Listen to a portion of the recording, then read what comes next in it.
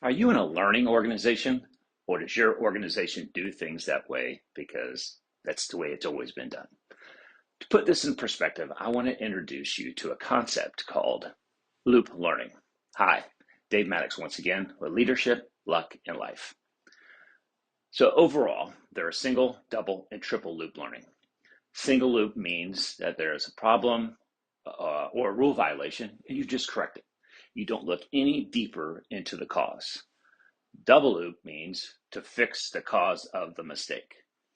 Triple is reflecting on the whole process and asking, why do we have this rule, process, or task in the first place? So to go a little deeper, single loop learning, following rules. A great example of single loop learning is getting the weeds out of your garden or flower bed. You cut the weeds with scissors, you get rid of them, use a weed eater.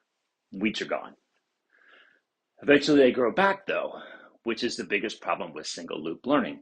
It only removes the problem, while root causes or symptoms still remain. By using single loop learning, we end up making only small fixes or adjustments and answering the question of, are we doing things right? That is the main reason why we have double loop learning. Double loop learning is all about changing the rules and asking, are we doing things right? So we're not only talking about the what, but also the how. In double loop learning, we can reflect on whether the rules themselves should be changed, not only whether the deviations have occurred or how to correct them. This kind of learning involves thinking outside the box sometimes. Creativity and critical thinking is key. Back to my weeds. Since they keep growing back, I need to change my approach from cutting them with scissors to pulling them and getting the root out there so they don't grow back. So that's the difference in the two. Triple loop learning involves learning how to learn by reflecting on how we learn in the first place. In this situation, we reflect on how we think about the rules, not only on whether the rules should be changed and changing the overall rationale or context. This form of learning helps you understand a great deal more about yourselves and others regarding their beliefs and perceptions.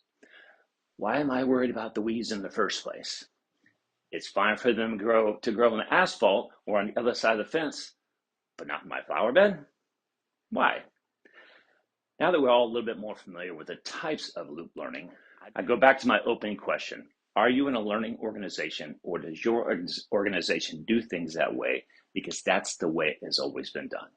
If you're in a ladder and want to make a change but don't know how or where to get started, contact me at email and website listed below. So together we can put some leadership and loop learning in your life. Don't forget to like, comment, and follow so you don't miss any of my future content.